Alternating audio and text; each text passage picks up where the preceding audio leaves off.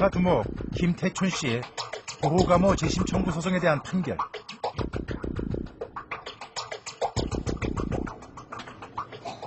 초조하게 개정을 기다리는 가족들의 모습과 과거 폭력 조직의 두목이라는 그의 이력을 입증하는 듯한 사람들의 모습이 보입니다.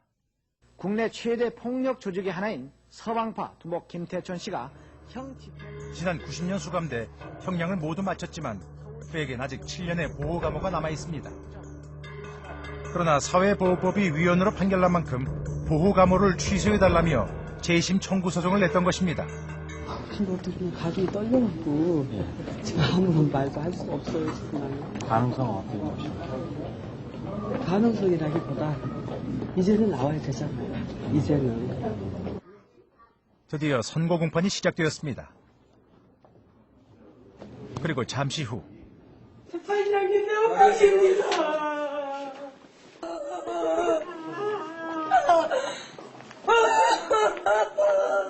이날 김태촌 씨의 보호감호 재심 청구는 기각되었습니다. 그러나 가족들은 재판부의 판결을 납득할 수 없다는 듯 취재진들 앞에서 억울함을 호소하기 시작합니다.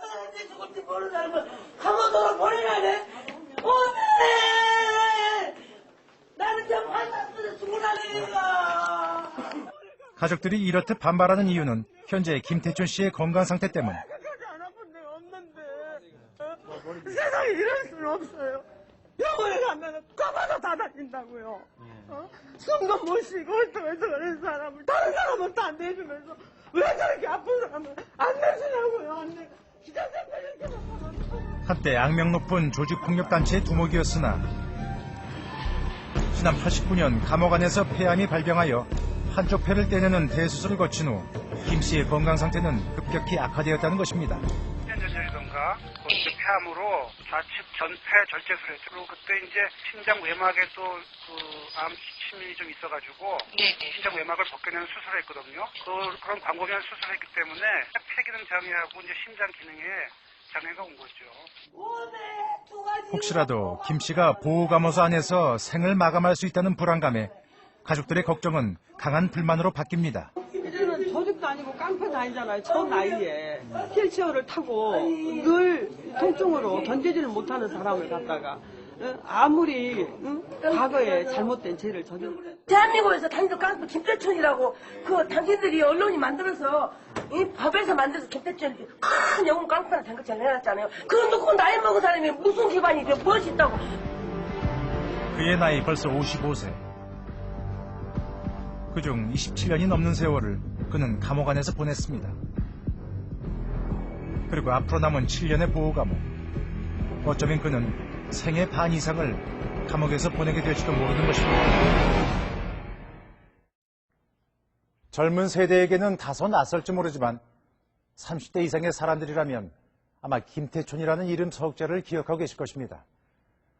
우린 얼마 전 그가 약 3개월에 걸쳐 직접 써내려간 방대한 분량의 수기를 전달받았습니다. 이 속에는 그가 폭력단체의 두목으로서 겪었던 사건들의 내막과 또 그와 인연을 맺었던 정치인, 연예인, 종교인들과의 사연을 상세히 적고 있습니다. 그의 수기는 상당히 구체적이고 짜임새가 있었습니다. 과연 그가 이 수기를 통해 말하고자 하는 것은 무엇일까요? 우리 먼저 김태촌 씨를 직접 만나보았습니다. 지난해 11월 우리는 건강 상태가 악화돼 일시적인 형 집행정지 상태로 병원에 입원해 있는 김태촌 씨를 어렵게 만날 수 있었습니다. 지난 90년 범죄와의 전쟁으로 수감된 이후 그가 방송 카메라 앞에 직접 얼굴을 드러낸 건 15년 만의 일. 갑자기 연락도 없고. 병색에 완연한 그의 얼굴에선 과거 조직폭력단체 두목의 모습은 찾아보기 힘들었습니다.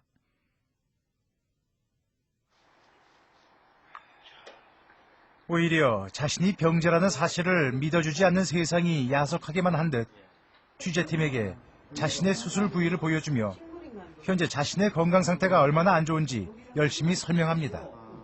이게 그 마약증으로 그 최악의 그 통증 치료거든요. 이 정도로 통증이 심했는데 내가 어떻게 16년을 깼는지 기적이라고 그렇게 이야기하더라고요. 통증이 너무 심해 하루하루 숨 쉬는 게 괴롭다는 김 씨. 그러나 약해진 것은 그의 몸뿐만이 아닌 듯했습니다. 결국은 내가 징역 30년 살았잖아요. 나이 55에 30년을 살았으면 이게 무슨 의미가 있습니까? 지금까지 금지와 자부심을 느끼다기보다는 인생을 잘못 살았구나 이런 생각이 들더라고요.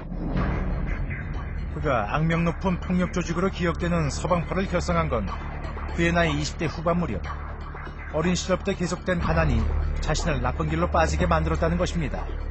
부친께서는 갖가지 사업을 하셨지만 시작한 사업마다 모두 망하셨고 노상에서 품팔이를 시작하셨다. 어렸을 때 굴 닦기도 해보고 좀 식무파이도 해보고 안식객기 옛날에 배우다는 장사도 해보고 그러다가 결국은 청년이 그렇게 됐으니까 탈선한 거죠. 그러다 보니까 이제 광주 서방이라는 데가 원래 옛날에 서방 면이었대요. 지금은 번화한 도시가 되어 있는 그의 고향. 서방파라는 명칭은 바로 이곳에서부터 시작되었던 것입니다. 김 씨가 폭력계의 강자로 군림하게 된 것은 1976년 5월. 일명 강목 전당대회로 알려진 신민당 사건에 개입하면서부터였습니다. 신민당의 당대표 선거를 앞두고 수백 명의 청년 당원들이 벌인 난투극으로 유명한 사건. 대외적으로 이철성 씨하고 김영삼 씨하고 주도권 싸움이었고, 그리고 이제 주먹쟁이들을 소위 돈으로 산 거예요. 이제 사람이 부족하니까 강주에서 이제 태초이가 사람들을 타갖고 와요. 벌써 2차. 김태춘 씨는 당시 이철승 씨가 속해 있던 비주류파의 행동대원으로 나서 주류파에서 동원한 청년들을 제압, 이철승 씨를 당대표로 당선시키는데 혁혁한 공을 세웠던 것입니다. 이 사건으로 그는 정치깡패라는 별칭을 갖게 되었고 서방파를 결성합니다. 1980년대가 가장 조직폭력이 우리나라에서 가장 많이 발화했던 그런 시기입니다. 3대 패밀리라고 불리는 그 서방파, 그 다음에 양은이파, 그 다음에 오비 동재파, 이런 조직을 호남 3대 패밀리라고 부르고, 그리고 일반인들에게 김 씨의 이름이 알려진 건 86년 세상을 떠들썩하게 했던 서진 룸살롱 살인사건으로 인해서였습니다. 폭력조직 간의 잔혹한 살해극으로 4명이 사망하면서 음지에 있던 조직폭력배들의 실체가 세상에 밝혀지게 된 것입니다. 서진 룸살롱 살인사건은 1960년대 이후 우리나라 폭력조직이 저지른 그 살인사건 중 가장 큰 사건입니다. 현장에서 4명이 죽었고, 서진 룸사롱 사건 터지는 바람에 서울 폭력배끼리 어떠한 알력이 있었다는 걸. 당시 이 사건에 관련된 폭력조직은 진석이파와 만보파라는 두 단체. 그중 만보파가 바로 김태춘 씨의 하부 조직이라고 알려지면서 김 씨는 폭력계의 대부로 세상에 알려지기 시작했고, 그가 저지른 또 다른 사건이 뒤늦게 세상의 모습을 드러냈던 것입니다. 이것이 바로 김 씨에게 보호감호를 선고하게 만든 인천 유성도 호텔 사장 비습 사건. 꽃갱이가 아니라 이렇게 찌드만 데에다가 거시기를 낫을 이렇게 놓고 이게 꺾으면 그냥 목리가 되고, 피면은 낫이 되고, 쭉 뻗으면 창이 되는 거, 그렇게 아주 자체 조작을 해놨더라고. 제조를. 내가 볼 때 그걸로 친 것 같아요. 그래가지고 하닉스와 하반신을 못 쓸 정도로 다 부르고. 이렇듯 잔인한 범행을 지시한 사람이 김 씨라는 것이 알려지면서 그는 전국에 지명수배되기 시작했고, 도피 생활 도중 구속되어 징역과 함께 보호감호를 추가로 선고받게 되었던 것입니다. 어쩔 수 없이 저지른 사건이지만 보호감호까지 선고받아야 할 사건은 아니었다. 나는 어찌 보면 권력의 피해자였던 것이다. 세상을 떠들썩하게 했던 인천 유성도 호텔 사건. 나는 이제부터 그 진실을 밝히려고 한다.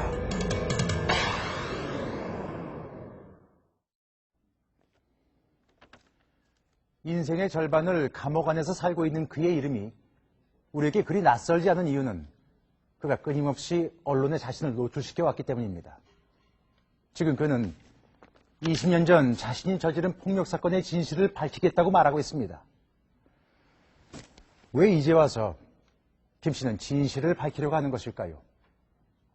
우선 김 씨에게 보호감호 처분을 받게 한 인천 뉴송도 호텔 사건의 전말을 좀 더 구체적으로 살펴보겠습니다.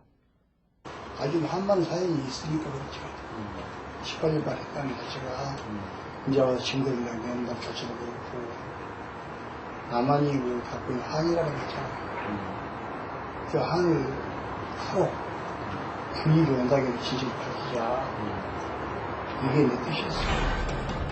1986년 8월 23일 각 언론들은 그동안 숨겨졌던 흉악한 범죄를 보도하기 시작했습니다. 지난달 26일 새벽 4시쯤 자신이 운영하는 인천의 한 호텔 사장이 한 달 전 자신이 운영하던 호텔방에서 잠을 자다가 정체 모를 귀환들에게 습격당해 중상을 입고 치료를 받고 있다는 것입니다. 확 차고 들어온 바람에 제가 힘이 없던 게 뒤로 떨어졌죠. 예, 뒤로 떨어진 바람에 낫으로 그냥 다리를 우선 다리가 오히려 몸은 뒤로 뒤집어주고 다리가 오히려 오는데 다리를 찍은 게 당시 피습을 당했던 황 사장은 호텔과 나이트클럽을 함께 경영하고 있었습니다. 그 당시는 요거죠. 지금 저 스크린 있는데. 좌측으로 이렇게 저것이 그 호텔이 이렇게 쭉 있었거든요. 경찰은 이 사건이 나이트클럽의 이권을 두고 조직폭력배와 사장 간에 벌어진 일이라고 추정했다고 합니다. 근데 한익수로 그 사건 당했을 때 누구한테 당한 걸 지가 알면서도 우리한테 숨겼었어요. 누군지 모른다. 처음에요? 네, 그래서 태천이 가장 그 찾는데 상당한 시일이 걸렸죠. 범인이 누군가 찾는데.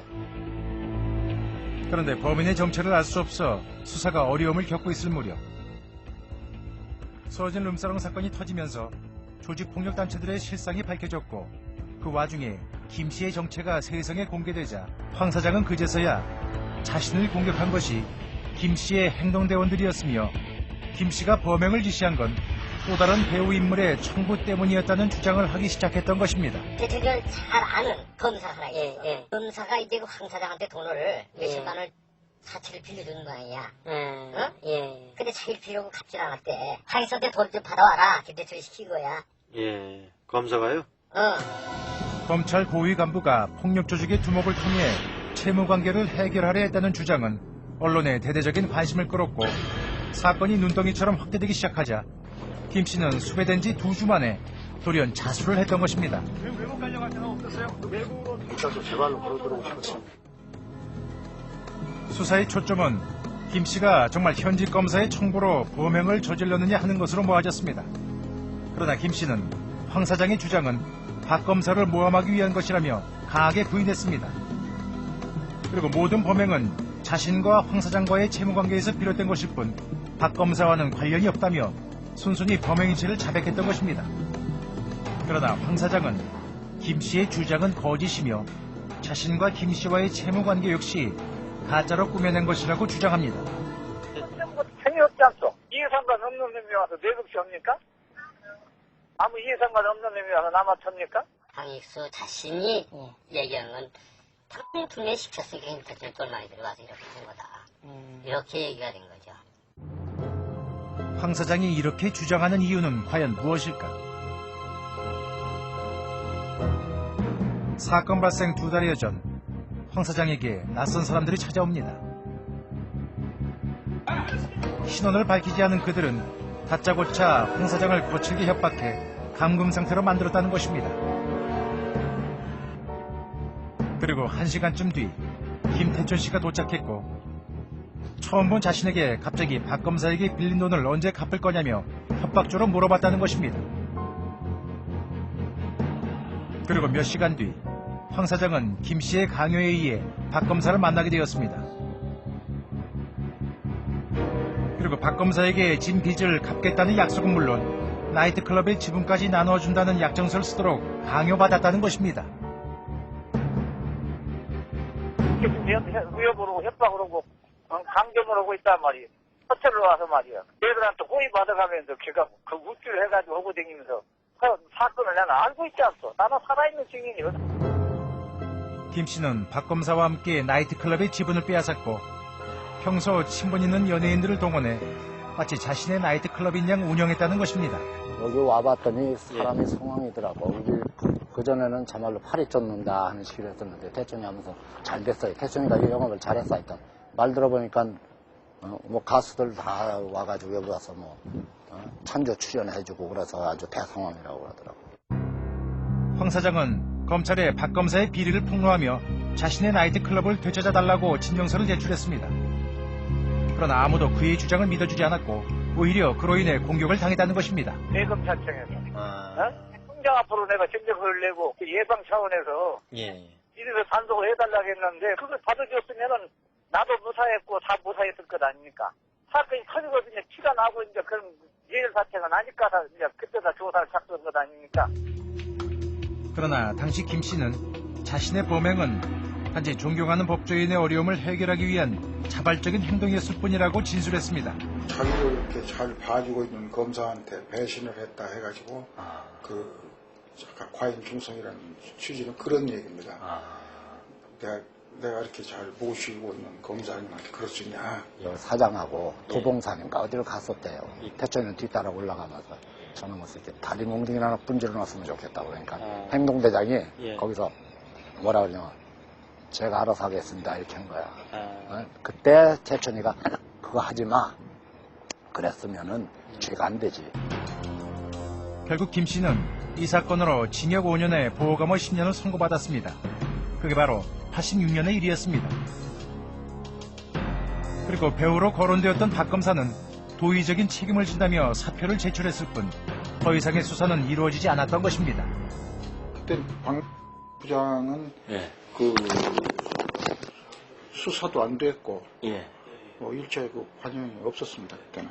그건 시킨 건 그 삼척동자도 알지 않소. 그냥 누가 그냥 맥없이 가서 그렇게 합니까? 검찰을 보호하기 위한 것 아니오, 지들끼리. 검찰은 검찰을 보호하기 위한 것 아니오.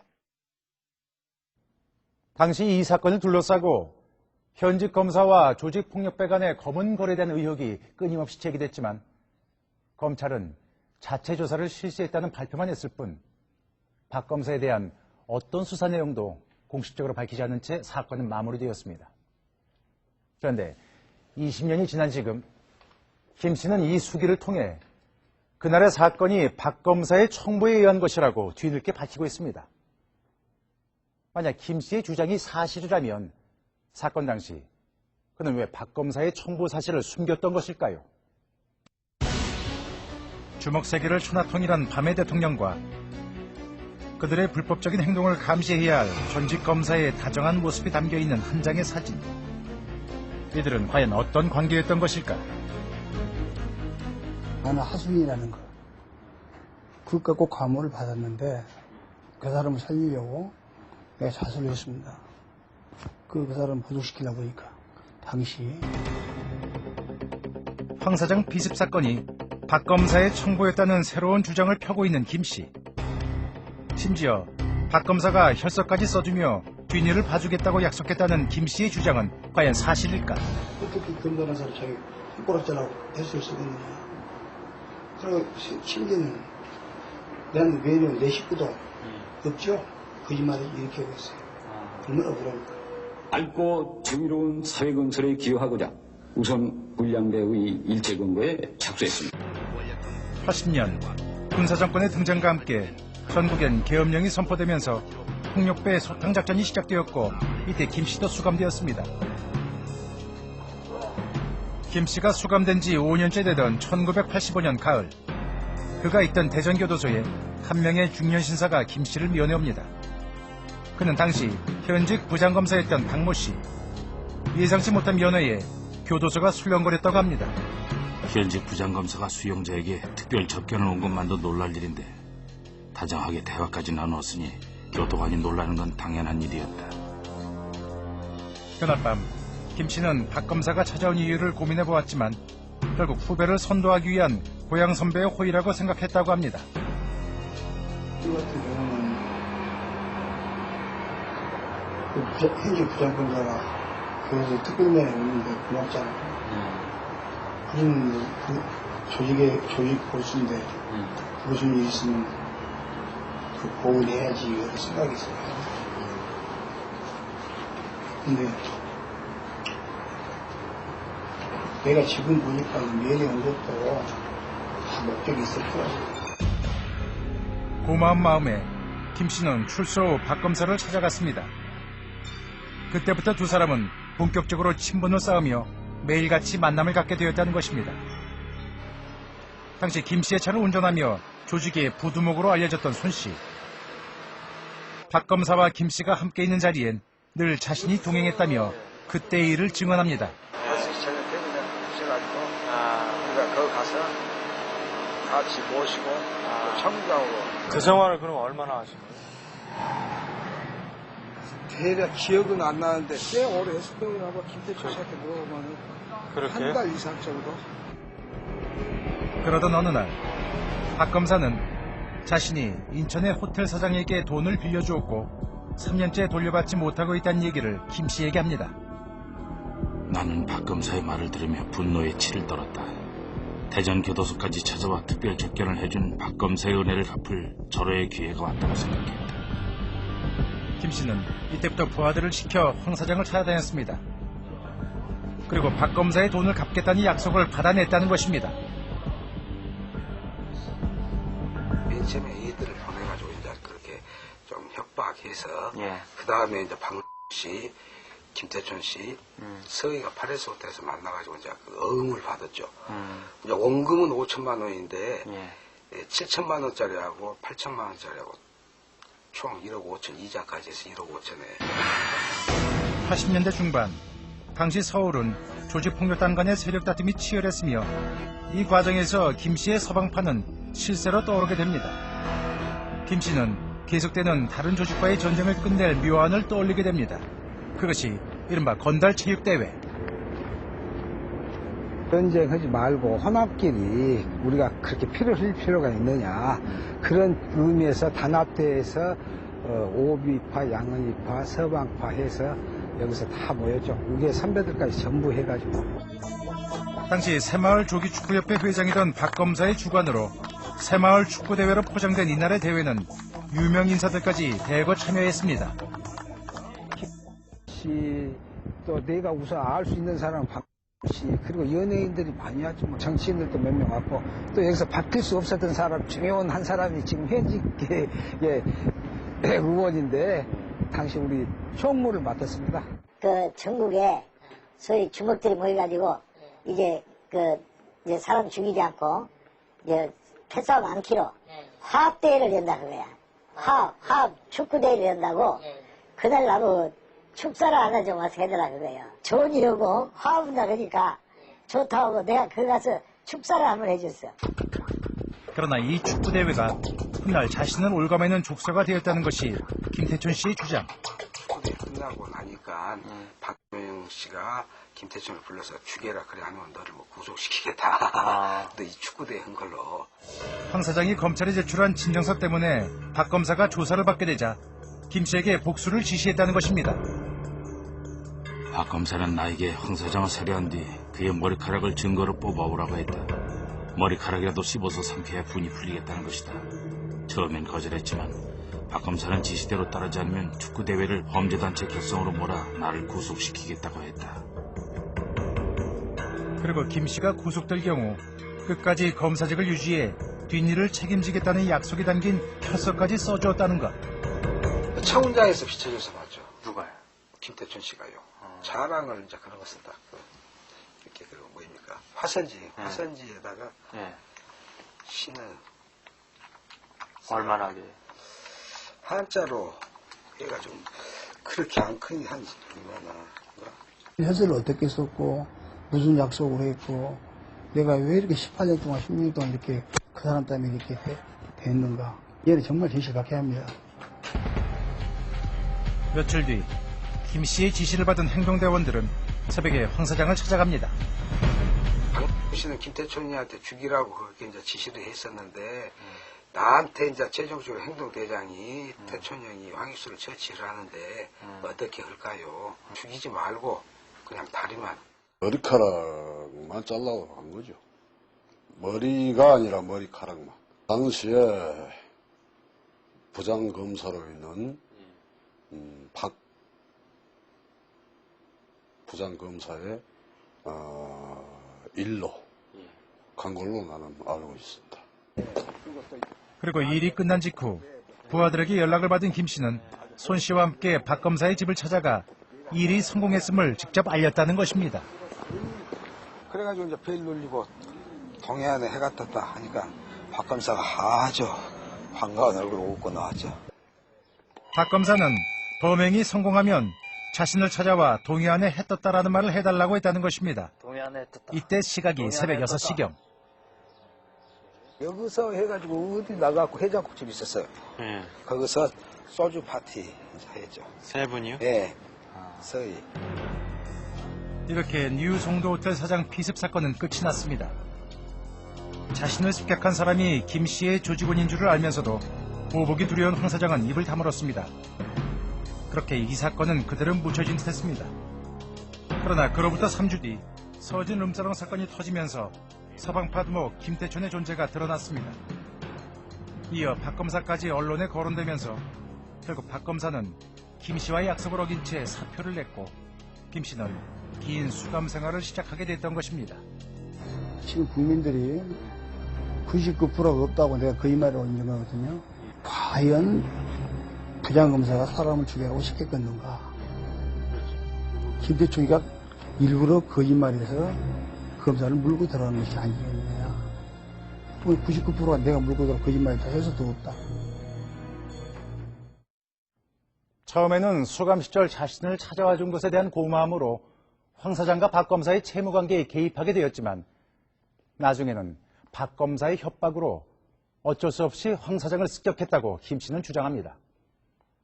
결국 자신이 박 검사를 고발한 진정서를 제출했기 때문에 공격을 당했다는 황 사장의 주장은 김 씨의 수기를 통해서 본다면 사실인 것입니다.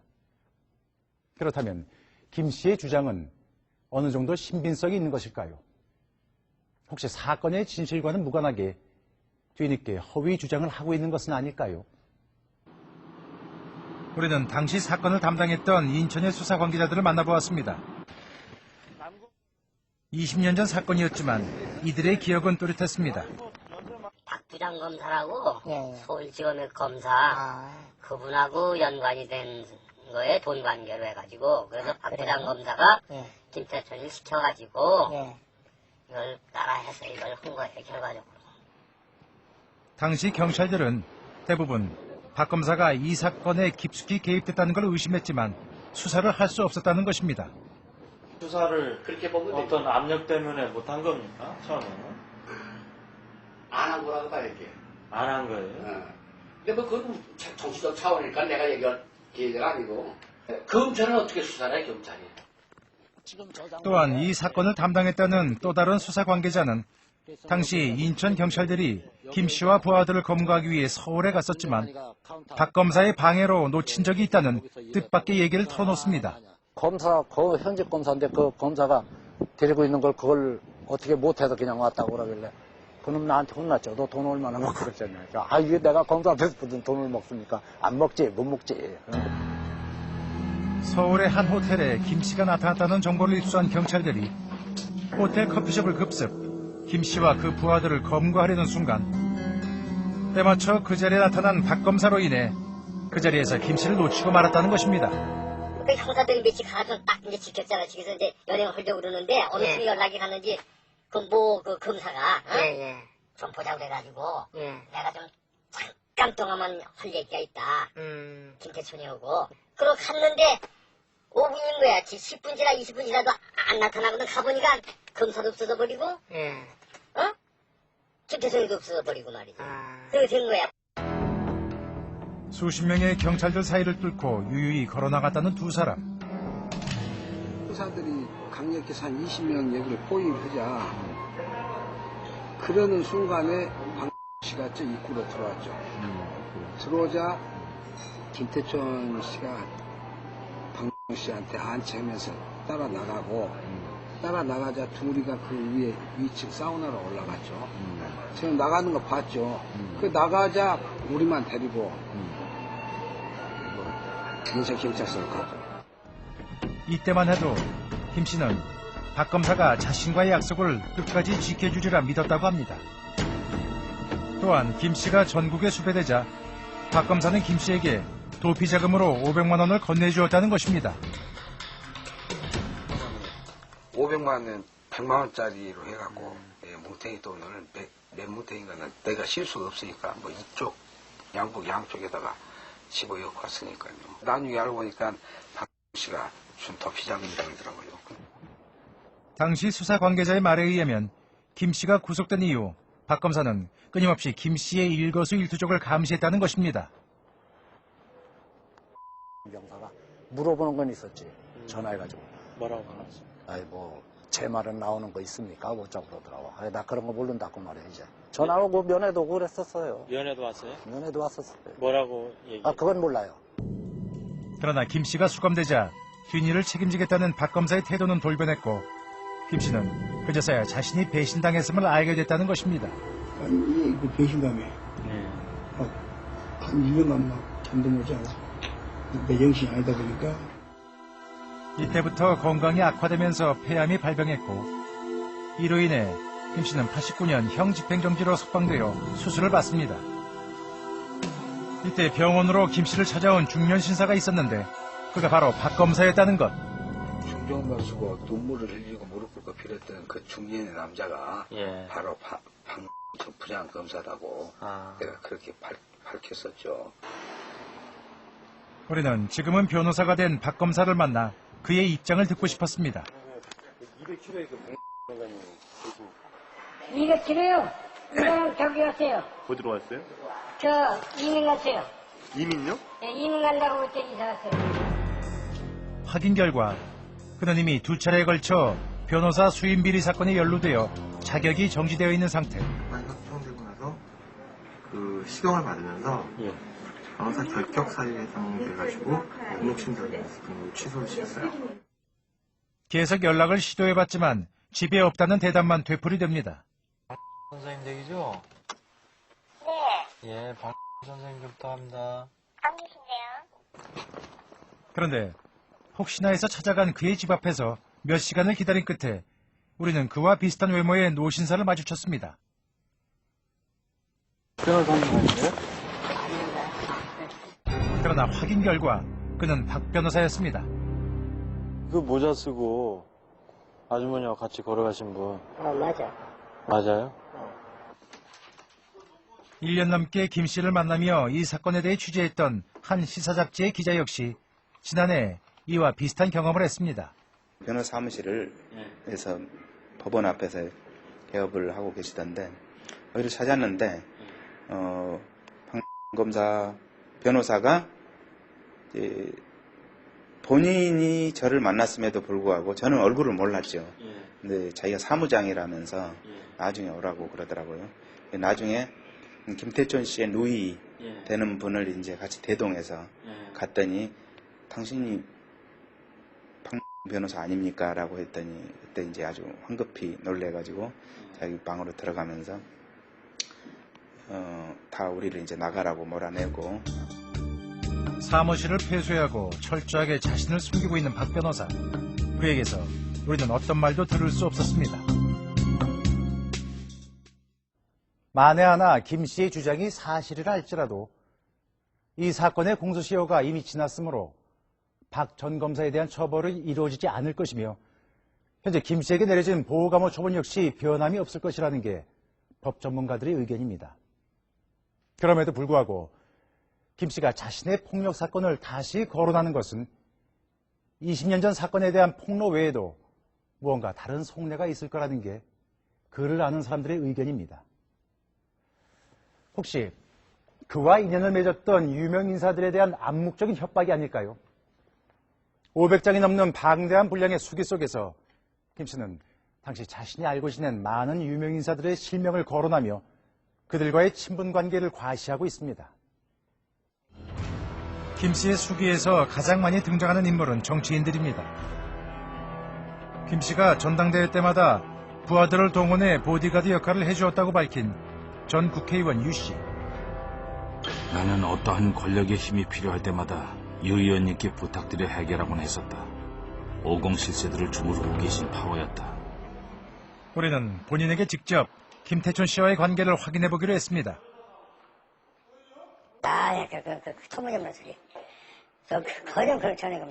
걔들 그렇게 해야만 하는 것 같아. 옆에 서가지고 생각한 사람? 그럼 사진을 찍는 거야. 저하고 같이. 그런데 이 사람 안다고 이놈들이 이렇게 사진을 가지고 다니고 그러더라고. 그러나 자신이 아는 다른 정치인은 관련이 있을 거라는 얘기를 넌지시 해줍니다.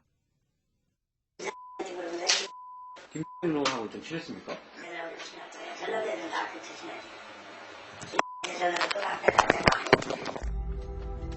유 씨가 얘기한 사람은 김태춘 씨와 같은 고향 출신이며 마치 친형제처럼 지냈다는 전 의원 김모 씨. 어느 날이었다. 공항에서 우연히 만난 김 의원은 내게 용돈이 부족하다고 말씀하셨다. 나는 뒷주머니에서 지갑을 꺼내드리며 필요한 만큼 가져가시라고 했다. 그러나 당사자는 말도 안 된다는 반응을 보입니다. 그런 일 없고, 그런 일 없고. 필요한 만큼 가져가라. 그런 일 없고, 그러니 확실히 거짓말이 많고, 그런 일 없고, 그런 일 없다고. 그렇잖아. 내가 김태진한테 용돈 없다고 해본 일이 없어. 몇 번 만난 것은 사실이지만 당시 김 씨가 조직폭력 두목이라는 사실을 제대로 알지 못했다는 것입니다. 우리가 김태춘이라는 사람의 신원을 정확하게 모르니까 이제 신문 났는데 저 사람이 조직폭력들에 이제 구속되고 그래서 이제 우리가 구체적으로 알지. 그전에는 잘 모르지. 그런 수가 있지. 중국산 사람들 중에서 김태준 같은 머리가 영리한 사람이니까 자기를 좀 과장하려는 좀 뭐가 있을 거야. 한편 김 씨가 89년 형 집행정지를 받을 때 힘을 써주었다는 전 의원 김모 씨는 수기 내용을 인정합니다. 형 집행정지를 받으려면은 뭐 교정국이나 이런 데서 승낙을 해줘야 되잖아요. 사실 그때만 해도 인권의 사각지대 아니에요.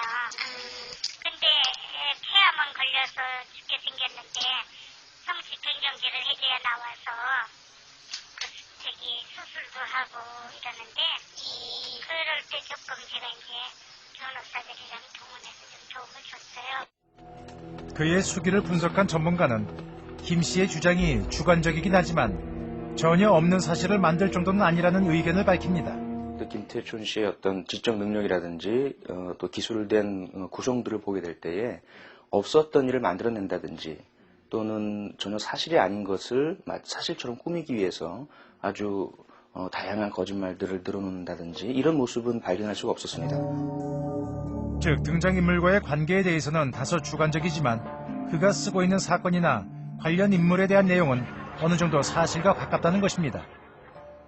86년 당시 그의 사건을 담당했던 변호사 역시 그의 기억력만큼은 신뢰할 수 있다는 의견을 보입니다. 아주 명석합니다.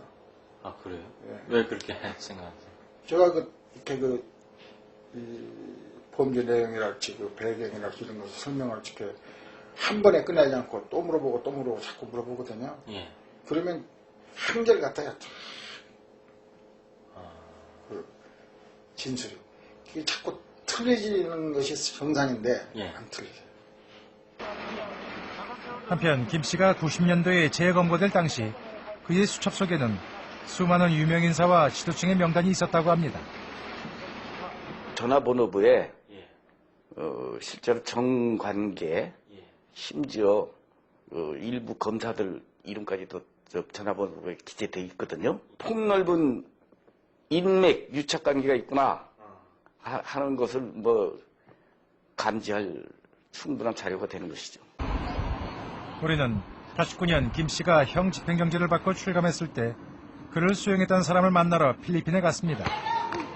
교통사고로 들어간 감옥에서 김 씨를 처음 만난 것이 인연이 되어 6개월 넘게 김 씨의 일거수일투족을 기록했다는 구목사. 같은 경우에는 뭐 한 40년간은 뭐 일기를 한나 빠지고 이제 쓰고 했으니까 그러다 보니까 이제 생활 습관이 예를 들어서 이렇게 그 기록한 습관이 있고 그러다가 대천하고 있는 동안에도 이제 오늘 만약에 대천하고 아침에 나가게 되면은 그 만났던 사람 이런 사람들 참 메모를 하게 된 것이 이제 하나의 그 이제 비망록의 그 내용이고 이 비망록이 90년 언론에 유출되면서 이곳에 기록된 수많은 정치인, 경찰, 종교인 등이 김 씨의 비호 세력으로 소문나 사회적인 파장을 불러일으켰던 것입니다.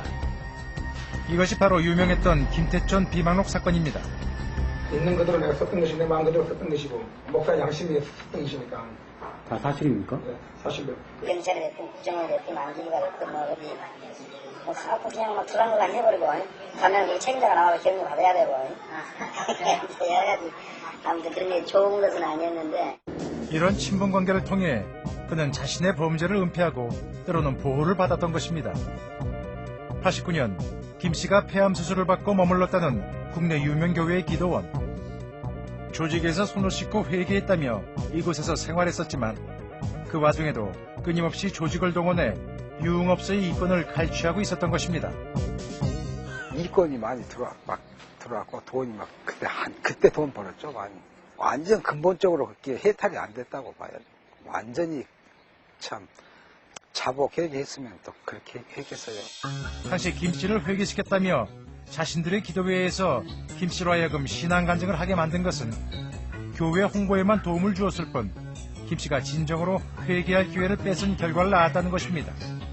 김태천은 89년도에 분명히 하나님을 만난 건 사실이에요, 다시. 그랬는데 고독하게 지켜주고 옆에서 보호해주고 나와줘야 되는데 나오자마자 도둑놈이 무슨 큰 깡패가 무슨 큰 사회적인 역할이나 지금 하는 것 같이 데려다가 막 강구하는데 그 다음에 허무하게 오는 것들을 어떻게 감당하겠느냐는 거죠. 사악한 범죄자를 개과천선시키겠다 이런 생각이었을 것이고 김태천은 조 목사 같은 사회 지도층에게 복속하면은 형집행정지가 무난히 이루어지고 그 사회적으로 보호를 받는다는 그런 생각이었겠지요. 마치 악어와 악어새 같은 공생관계를 유지했지만 그 결과로 얻은 것은 수십 년의 수감생활과 병든 몸뿐입니다. 나에 대한 과거와 현재의 이 비참한 모습을 보여주면서 너희들은 이렇게 되지 말아라. 조직폭력이나 이게 우일이고 무이고 이게 소설에서 나온 거지 내 일생을 청소년들에게 보여주면서 나같이 되지 말아라. 그 청소년 시절에 잘못은 그러면 영화나 소설에서 묘사시킨 걸 믿지 말아라. 정말 불행하고 가장 나쁘게 된 것이 조직폭력이다.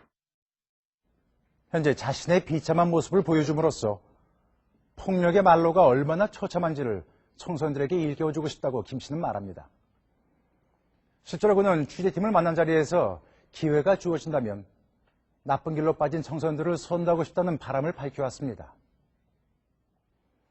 그러나 최근 보호감호를 취하해달라는 김 씨의 청구가 받아들여지지 않은 결정적인 이유는 김 씨가 여전히 자신의 과거를 뉘우치지 않고 있기 때문에 재범의 위험성이 있다는 법원의 판단 때문이었습니다.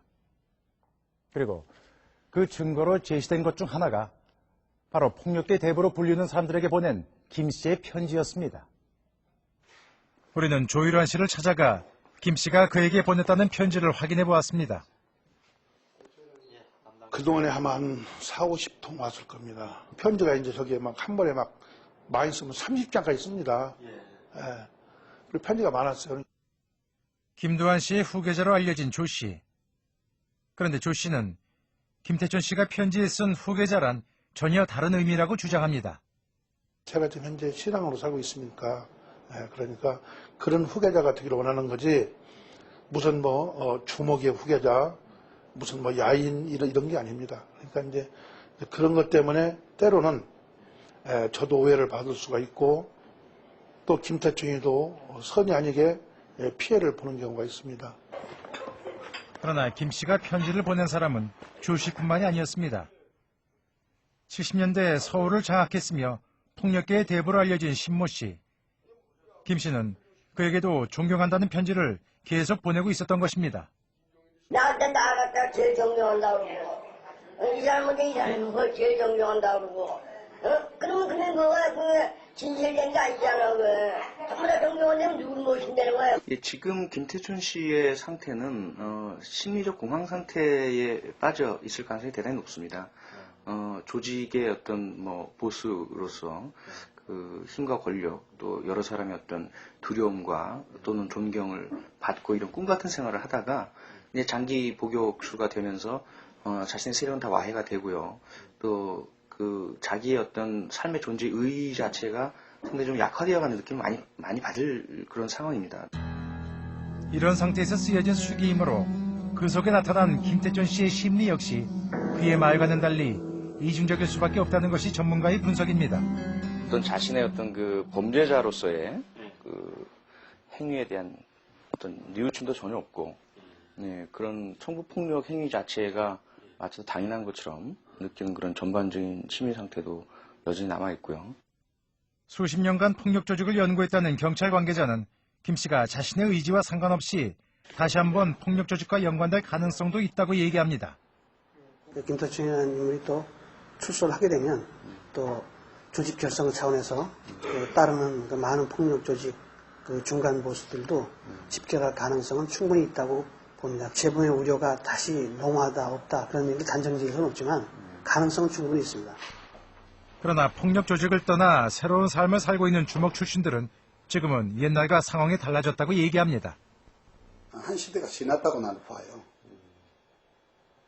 10년의 세월이 한 시대를 변화시키고 있었거든요. 깡패도 또 새로운 조직들이 생겼고 또 다 자기 영역이 생겼어요. 김태천이가 나왔어요. 그걸 제기를 하려면 또 싸워야 돼요. 지금은 시대가 바뀌었다 이게요. 우리가 신이라는 사람의 영향력 아래서 살지 않다면 대한민국 사람 다 알잖아요. 그 사람을 위해서 어떤 이득을 볼 것이 있고라는 손해볼 것이 많잖아요. 한때 김 씨가 이끌던 서방파의 부두목으로 불리웠던 손 씨. 그러나 지금은 단지와 단칸방에서 가족도 없이 친구와 단둘이 살고 있는 초라한 처지로 전락했습니다. 그나마 중국을 오가며 보따리 장수를 해서 근근히 생계를 유지하고 있다는 손 씨. 그에게서 과거 폭력조직 부두목의 모습은 더 이상 찾아볼 수가 없습니다. 중국에서 가져오신 거예요? 예, 이거 다, 이거 북한 거. 이거요? 네, 다. 북한 쪽에서 나오는 거. 한때는 부하 조직원들을 거느리며 화려한 삶을 살았던 손 씨였지만 그러한 생활이 그에게 가져다 준 것은 지난날에 대한 후회와 김 씨에 대한 안타까움 뿐이었다고 합니다. 오야붕이라는 김태천은 진역 한 벌써 지금 산 것만도 15년이고 그 전에 산 것도 한 20년 정도 살고 더군다나 병마가 싸워가지고 아주 병상에 보기가 참 안타깝대요. 본인 이야기 결과가 뭐냐. 나는 이렇게 한도 없이 집도절도 없이 이렇게 떠돌아다니는 생활하고 자기는 이렇게 아파서 있는데 자고 나가서 우리가 다시 어떻게 열심히 살아보자. 지금은 과거 자신의 죄값을 치르는 기분으로 누구보다 열심히 신앙생활을 하고 있다는 손 씨. 반성의 뜻으로 손으로 직접 성경을 필사하며 그는 자신의 인생을 한 장씩 새로 써가고 있는 듯 했습니다. 이거 얼마나 걸리셨어요? 3년 걸렸습니다. 우리 인간은 원래 악의는 없다고 생각합니다. 항상 선과 악이 내재해 있으면서 선이 악을 죄지으면 선한 행동이 나오고 악한테 선이 지면 나쁜 행동이 나오거든요. 한때 악명 높은 폭력조직의 두목이었지만 27년이 넘는 세월을 감옥에서 보내며 이제는 늙고 병든 몸으로 비참한 말로를 보내고 있는 김태천 씨. 우리 사회는 여전히 그의 범죄를 용서하지 않고 있습니다. 그러나 그가 저질렀던 범죄 속에는 그것을 합리화할 빌미를 제공했던 과거 우리 사회의 부끄러운